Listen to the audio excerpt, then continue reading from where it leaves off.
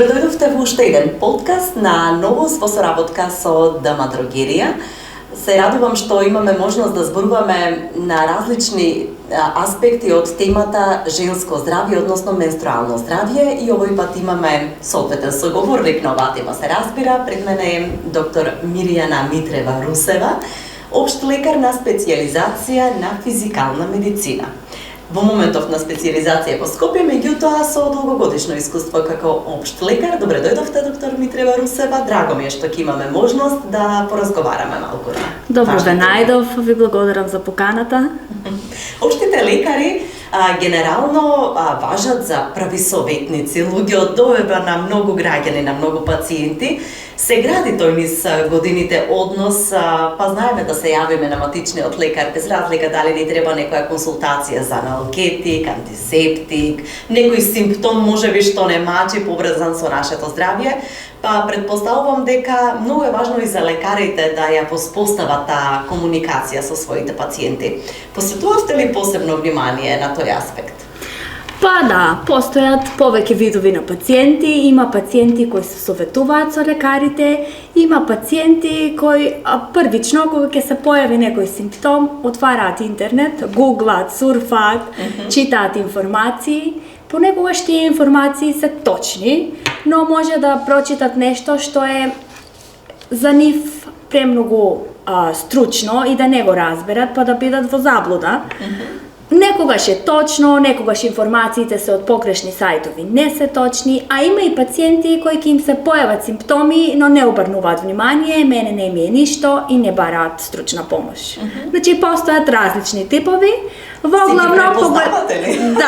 Да. Си ги групирате пациентите? Како матични лекари си ги познаваме и кога ќе дојдат веќе знаеме дали читале, дали прв пат доаѓаат, дали имаат чувство на страв.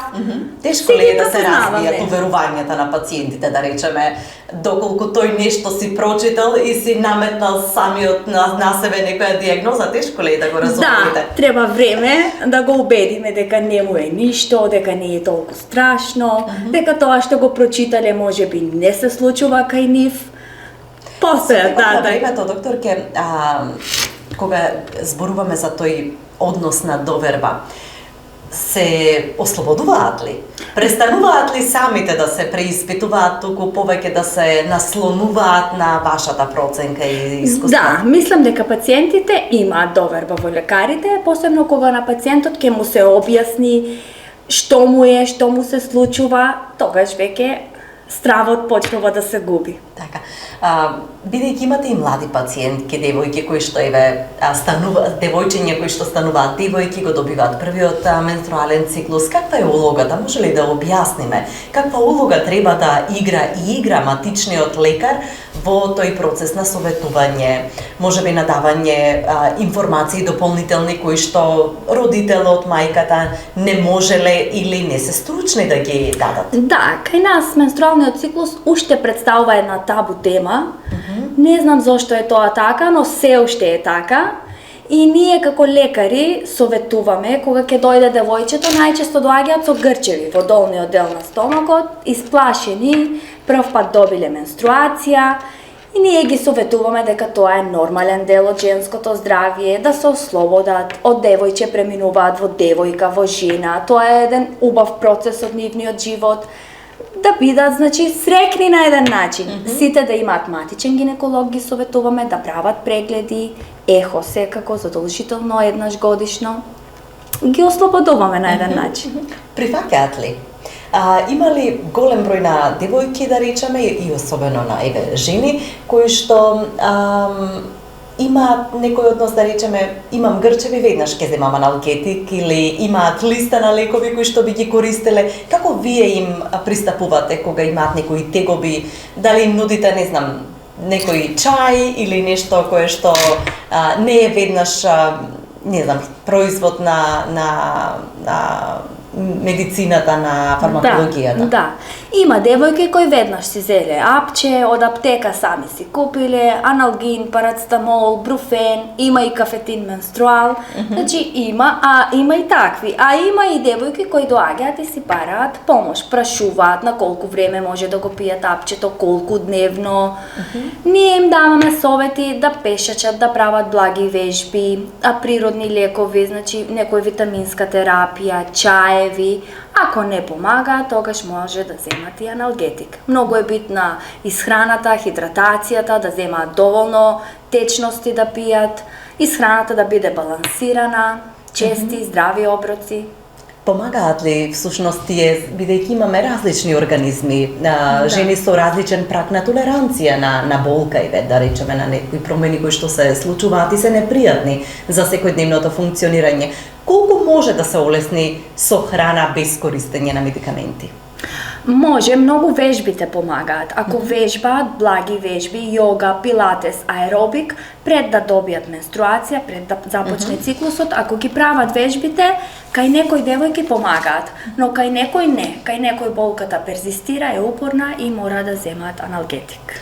Тоа е зависно, индивидуално. На оваа тема, кои ви се почести посетители? Младите девојки, жени или повозрасните?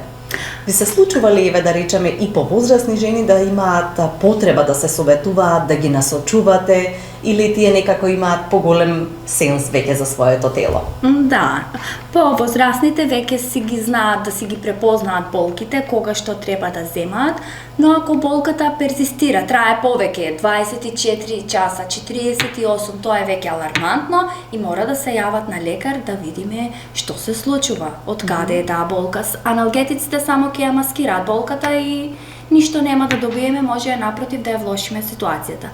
А помладите девојки почесто бараат совет. Да, прашуваат кога да го испијат апчето, што да земаат, или се консултираат со фармацевтите во аптеката и тие таму дискутираат, може да им помогнат за ОТЦ препарати, аналгетици, да.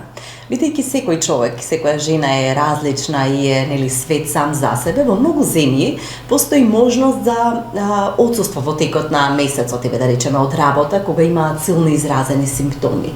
Се случува ли да напишете, не знам, препорака за мирување на некоја жена или на некое девојче, и колку е тоа важно да постои таа свест и во образовниот процес децата да бидат ослободени доколку има потреба понекогаш, се разбира и работодавците на нивните работни места? Да, се случува да напишеме потврда. Тоа кај учениците, потврда кај повозрасните веќе спаѓа во боледување, се случува да напишеме боледување, баш заради тоа дисменореја или тоа е болка за време на менструалниот циклус.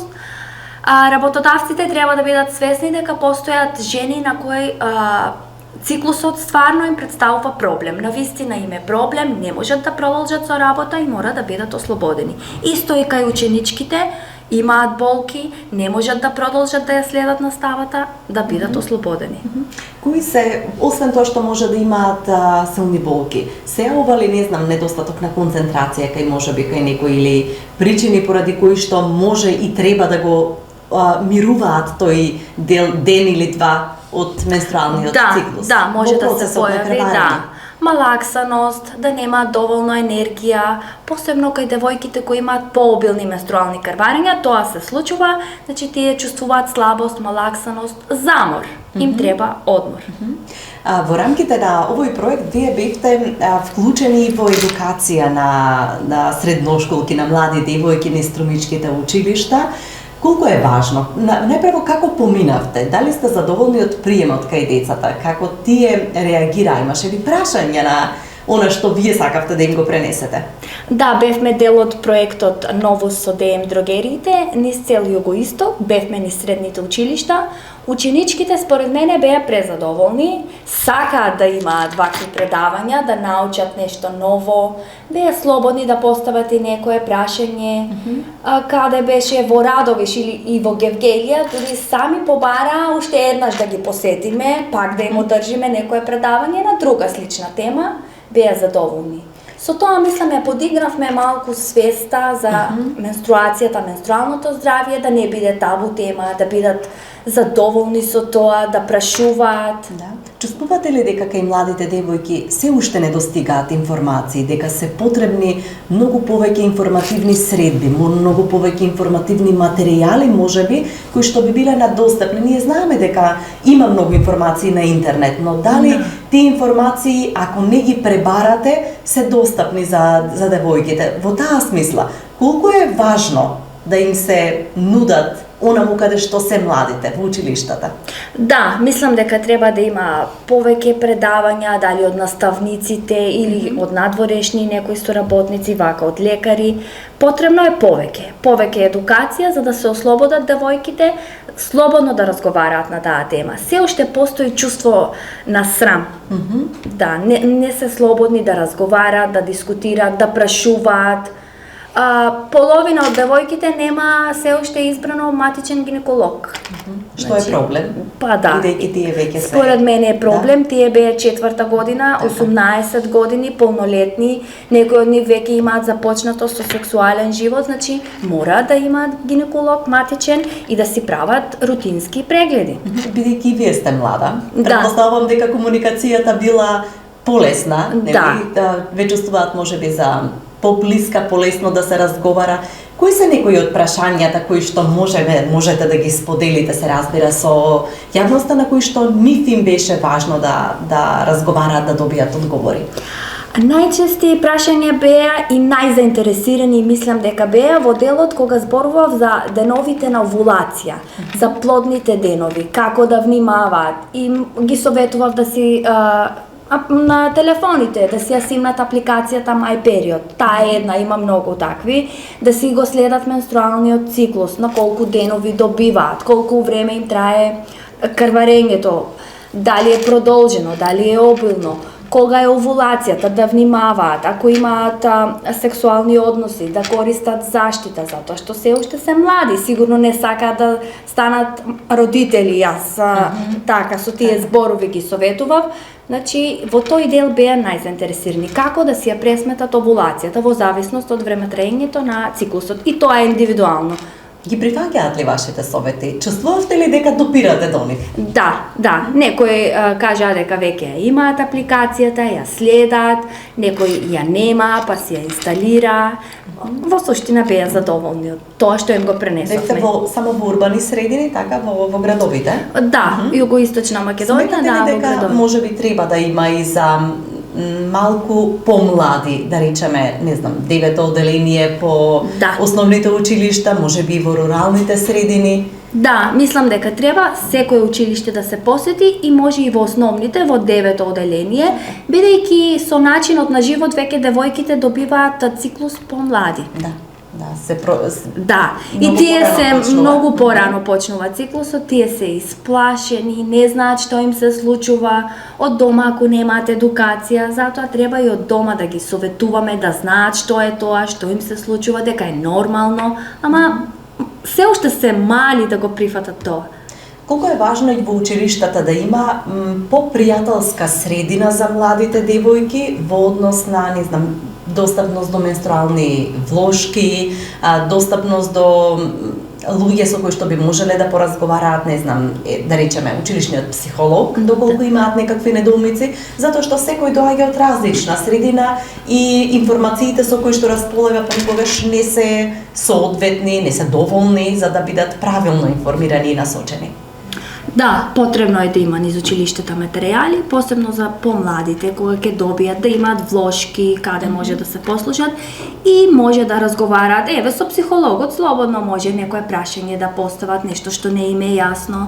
Мислам дека тоа е добро да го има, посебно во руралните средини. Може ли да се сетите кои се можеби некои од најмладите пациентки кои што ве посетиле, добиле циклус, и дали се зголемува бројот на девојчиња кои што во порана возраст го добиваат менструалниот циклус?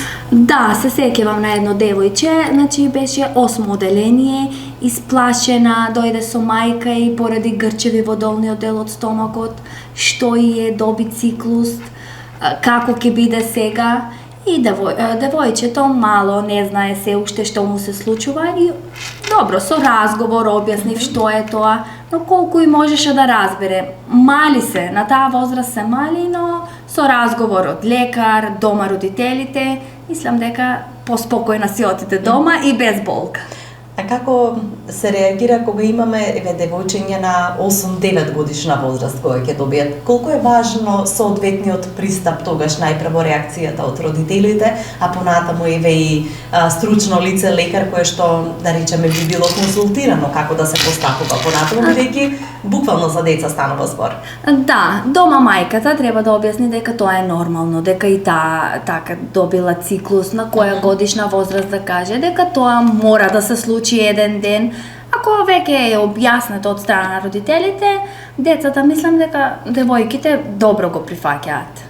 И еве генерално за крај, докторке, кои совети им ги давате и насоки на младите, бидејќи спомнавте дека имате и серија обуки направено на младите низ југоисточниот регион за оптимална исхрана и хигиена еве за време на менструалниот циклус? Многу е важно да водат еден здрав живот, да вежбаат, тоа и обрнав внимание на едукациите, им кажав колку можат повеќе да вежбаат, тоа го подобрува расположението, здравието. Body mass индексот да внимаваат на телесната тежина и тоа е многу битно, да пијат доволно течности, да имаат балансирана исхрана, да внесуваат доволно јагле, хидрати, протеини, здрави масти, да имаат 3 оброци во текот на денот. Вообичаените совети да пешачат. Да, совети кои секојдневно ги слушаме, но некој ги применува, некој не, кај некој е тешко да се применат. Така. Цел ден на училиште, ќе си одат дома гладни, нема што да си купат во близина на одморот. Дали според вас пешачењето е добра замена еве за некои други физички активности или да речеме за вежбање, доколку им е попријатно на девојките и поедноставно да пешачат наместо да вежбаат? Ако не може да вежбаат, може и да пешачат, но со побрзо темпо да биде тоа, во време трајање 40 минути до 1 час, да пешачат и тоа ќе им помогне. Ќе има резултати. Добри резултати на нивното здравје. Ви благодарам многу за овој пријатен разговор. Се надевам дека младите девојки ќе применат некои од вашите корисни совети и ќе се олеснат во текот на менструалниот циклус доколку имаат некакви потреби и тегоби. Благодарам и вам.